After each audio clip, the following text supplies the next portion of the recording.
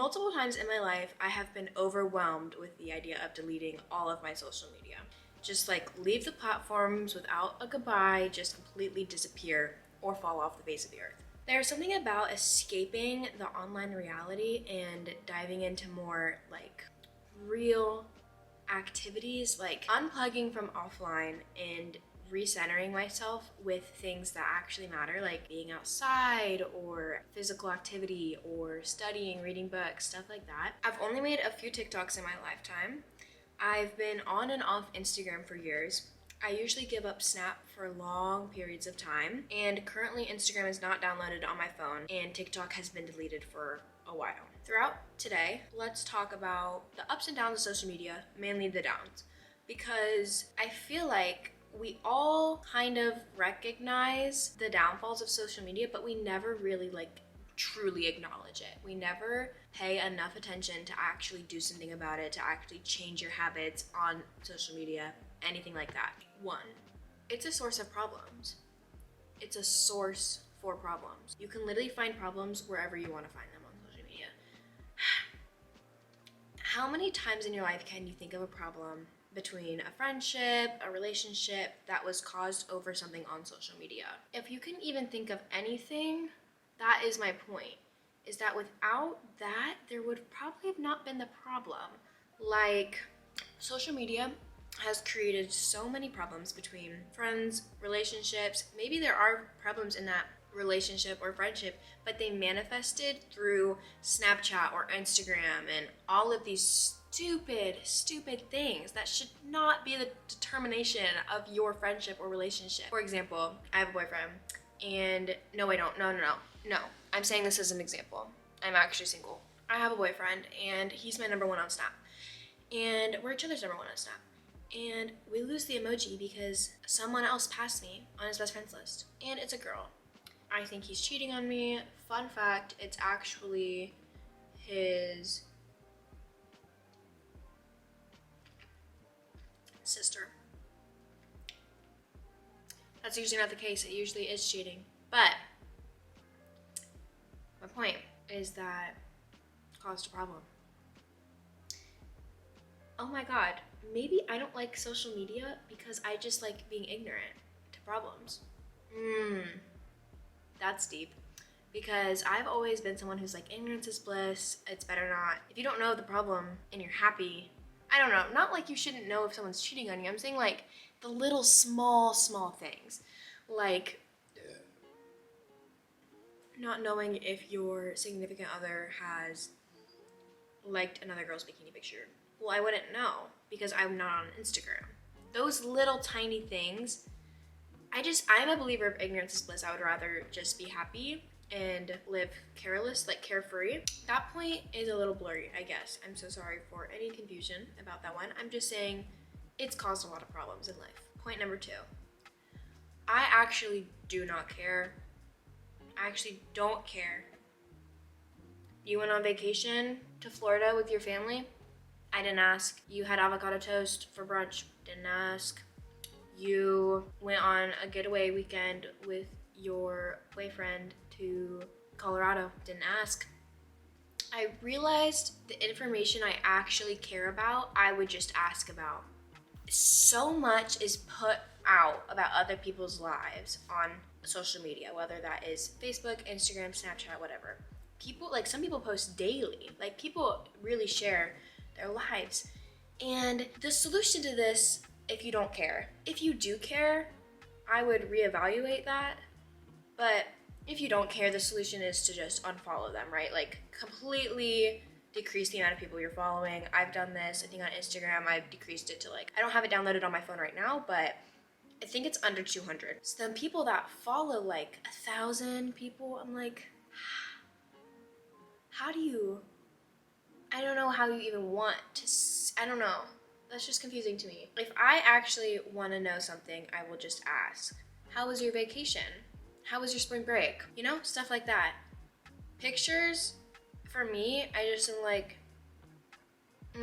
could have done without it. Because a lot what can happen when you see a photo is judgment, self-comparison, and jealousy. And none of these 3 things are good. when you see a photo, it's not like you literally look at it and are like completely thoughtless. You look at it and you think something of it.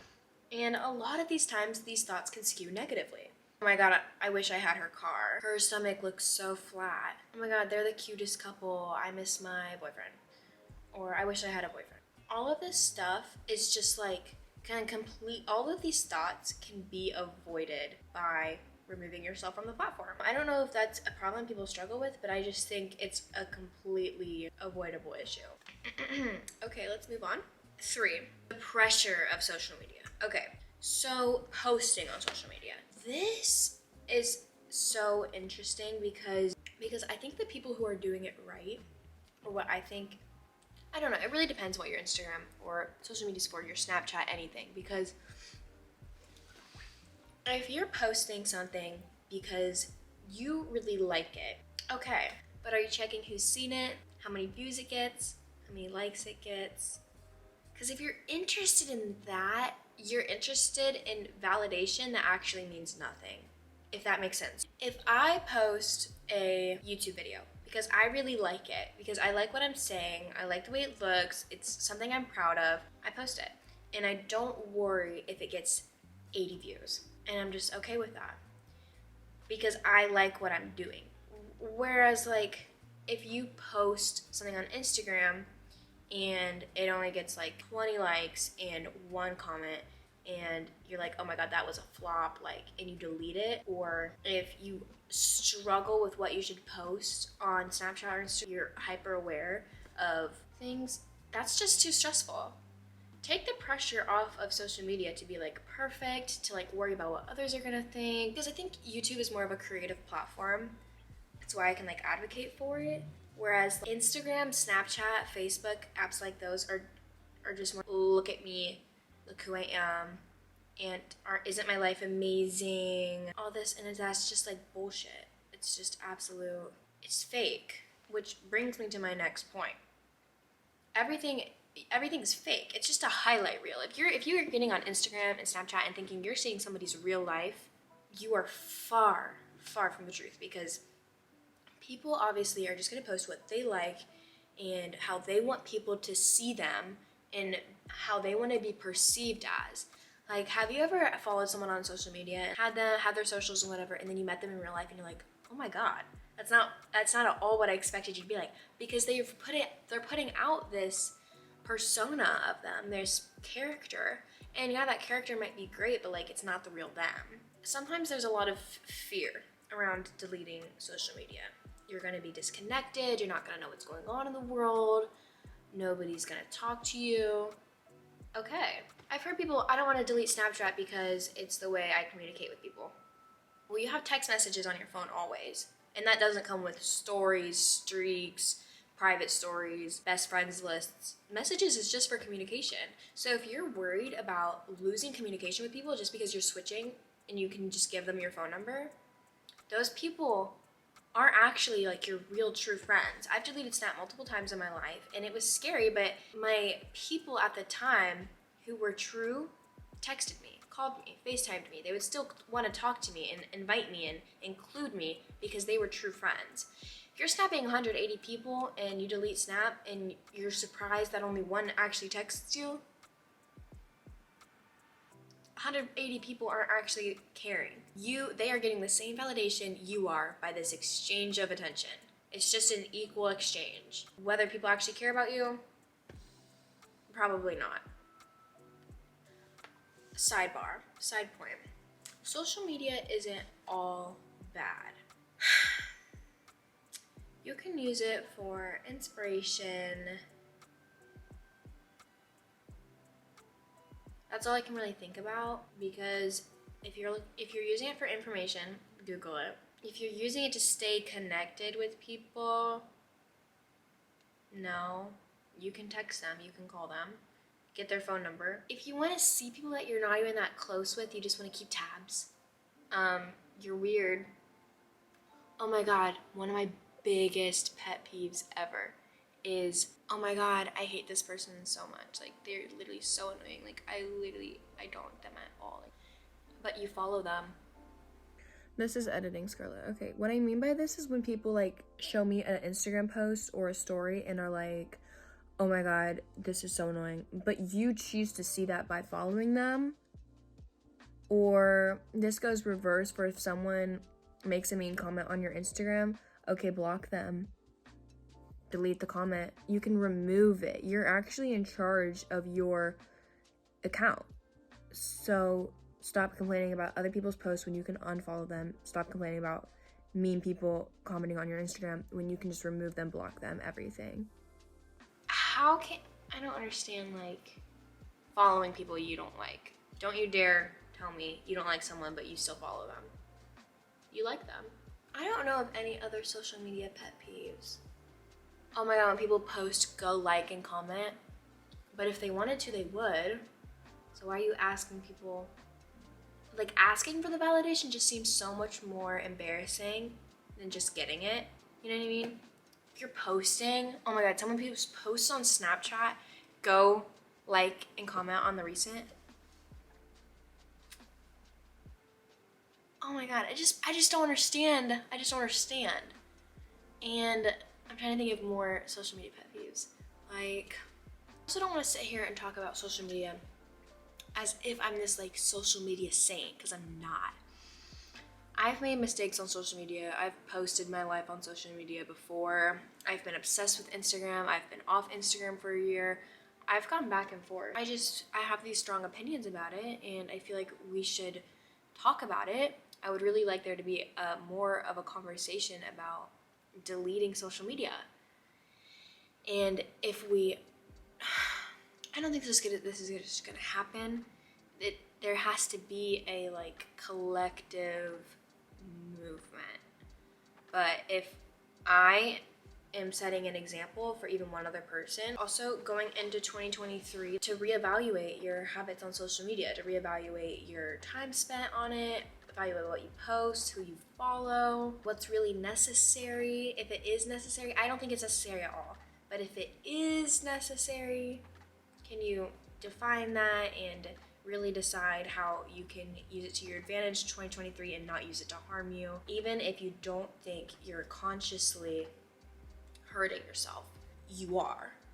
There's like studies shown about kids being disconnected and like in this age growing up with social media and how they're less socially capable when they're older.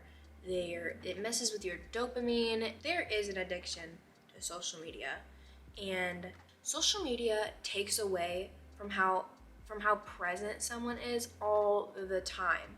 You're in a conversation with someone and they get on their phone. What'd they get on? They didn't get on the weather app. I don't think they're checking the weather. They're not checking their calendar. I'm pretty sure they got on Snapchat, Instagram, TikTok, be distracted. They wanted an out. They want to be distracted. They need that much stimulation. It's just crazy.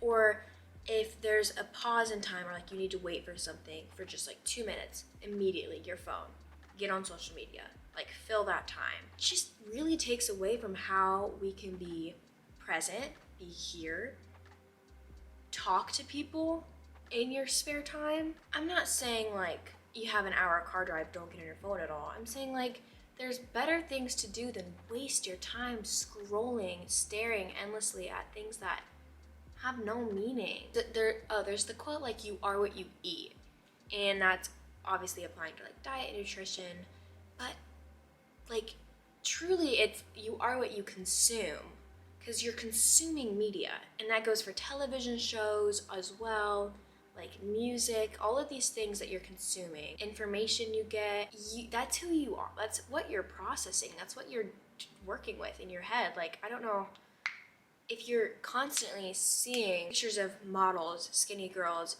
perfect faces, and then you're wondering why you're insecure and now spending big bank on beauty products and like slimming diet shakes, like you have to evaluate what you've been seeing. Like, it's just so hard because what you're seeing and consuming online affects you so much.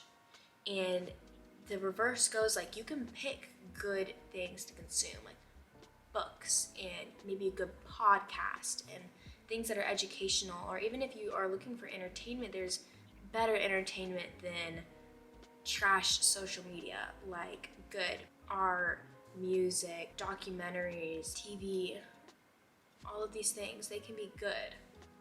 I'm sorry if I'm all over the place. This is my first time trying one of these videos, and talking to a camera for this long is odd and new, but I think it's kind of fun. I don't want to sound ignorant, or I'm hoping I'm making a point that's understandable. I want to do more talking / podcasty videos in the future. If you have any ideas for those, drop a comment below, because I feel like I have a lot to say, and if anybody cares and they watch, I'm happy. Let's get close real quick. Let's have a conversation. I challenge you to be more conscious about your usage on social media, what you're consuming, everything. Really be more aware of who you are portraying on social media, and is it bringing more good into your life than it is bad? Are you even recognizing the harm it does? First thing in the morning, you check your phone, get that hit of dopamine. It's not good for you. It's not natural. That is my little pep talk about social media. Yeah, bye.